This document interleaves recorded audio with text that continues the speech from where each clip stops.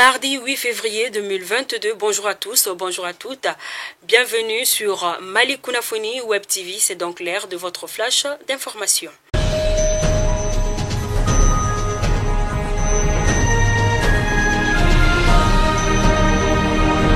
À Farabougou, la visite du commandant secteur 5 de l'opération Maliko, les commandants du secteur 5, théâtre centre de l'opération Maliko, le colonel Didier Dambélé, a effectué une visite des terrains le lundi 7 février 2022 à Farabougou.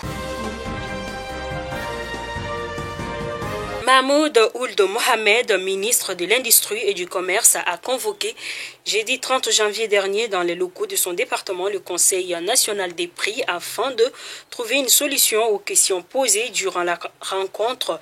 Il a donné l'assurance que le pays continuera à être approvisionné en produits de première nécessité et à des prix abordables. Dans les brefs de nos confrères des studios Tamani, il en ressort qu'à Koutiala, l'association des femmes du Nord Mali, AFNM, a organisé le week-end dernier à Koutiala une journée d'information et de sensibilisation en soutien à la transition. Plusieurs centaines de représentants d'organisations de la société civile et des leaders communautaires ont pris part à ces regroupements. Lors de la rencontre, les participants ont véhiculé des messages de soutien aux organes de la transition et des messages hostiles à la France et à ses alliés. Un ex-animateur de la radio communautaire a été enlevé au marché dans la commune rurale de Téméra. Dans le cercle de Bourem, des témoins indiquent qu'il a été kidnappé par des hommes armés non identifiés à bord d'un véhicule pick-up pour une destination inconnue. Pour le moment, aucune poursuite n'a été engagée pour retrouver les bandits.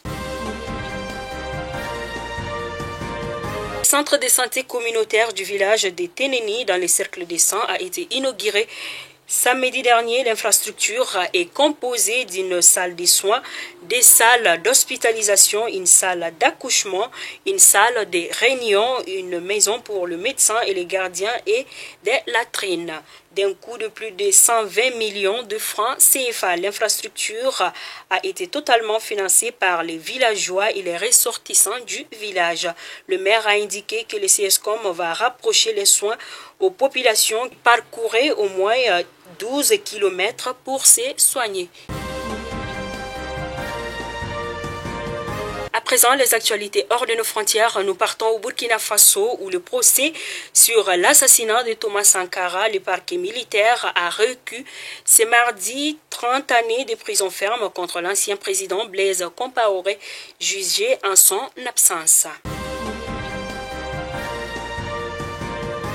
13 personnes ont été arrêtées ce mardi en Belgique dans le cadre d'une enquête d'un juge antiterroriste soupçonnant un groupe de se développer au sein de la mouvance malafiste djihadiste, a annoncé le parquet fédéral ces arrestations lors des 13 perquisitions menées dans l'agglomération d'Enfer Nord visent à mieux cerner les activités de ces groupes, indique le parquet dans un communiqué.